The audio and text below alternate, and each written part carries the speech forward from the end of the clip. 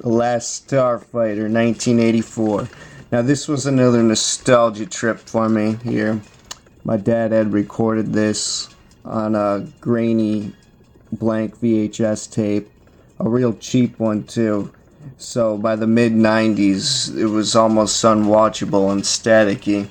So I haven't even seen this one in over 20 years, so revisited it, found it at a VHS. Found a VHS of it at a garage sale last summer, and now rewatched it. So, it's a science fiction comedy. That's another reason why I put it off and didn't seek it out, because I thought it was kind of kiddie. It was kind of in the vein of Flight of the Navigator, another movie that I haven't seen in a while.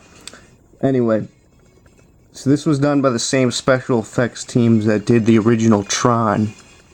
And, would you believe, this was a shocker to me. The guy who directed this was Nick Castle, the guy who played Michael Myers in the original Halloween, aka The Shape.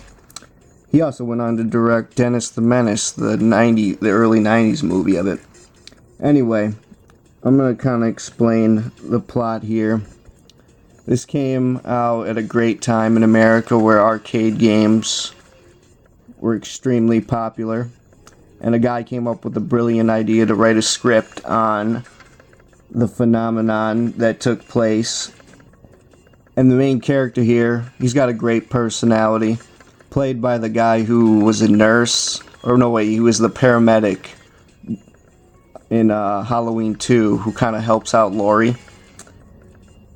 Anyway, he did a great job. His name's Lance Guest. He was also in Jaws Revenge. Anyway, so this kid, he's an ace video gamer. He lives in this trailer park community, and it's full with all these eccentric, colorful characters.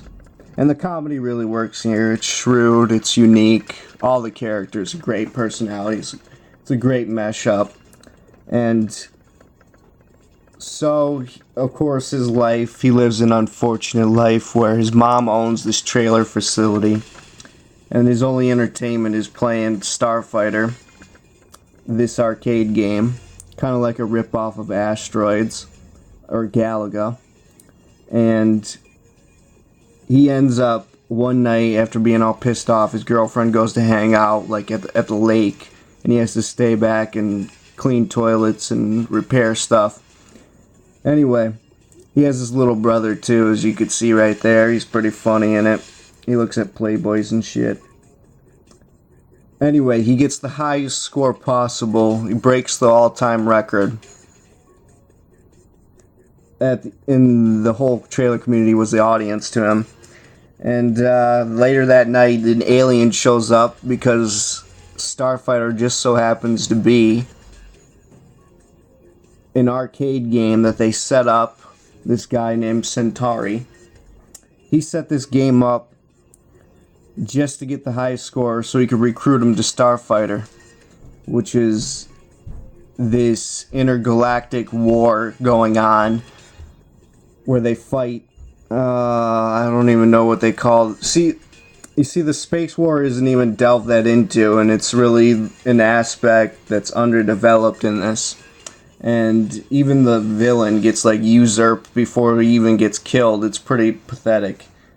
And so they kind of focus more on the trailer park and the community and the comedy of it. And because it's a kids movie, I get it. And like I said, the script still holds up. It was great and well written. So, and the villains are almost like Power Ranger-esque. That's how silly and goofy they are. But it still is awesome. And Dan O'Harely, the guy who plays the old man in RoboCop, and the guy who plays Connell Cochran in Halloween 3 is in this. He plays Grig, or whatever you want to call him. He's the alien who's kind of his fighter pilot in this. And Centauri, the guy who recruits him, he's pretty hilarious. It's a great character, very eccentric. And actually the girl in this, his girlfriend, Maggie, she's the girl from Weekend at Bernie's.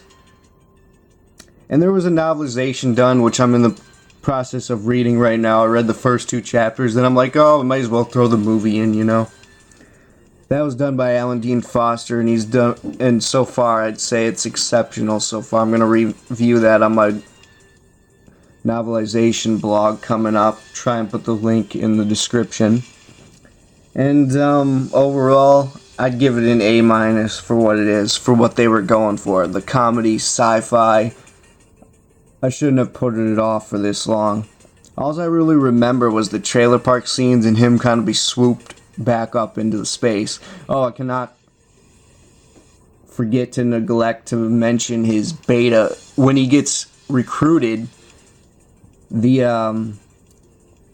agency, so that his family wouldn't know that he was gone, they fixed this robot unit, and also because they knew that the Armada would try and assassinate him, they fixed this robot unit for them to like try and assassinate. And this guy's hilarious. He's like maladjusted to the whole situation. He doesn't know how to act to his girlfriend.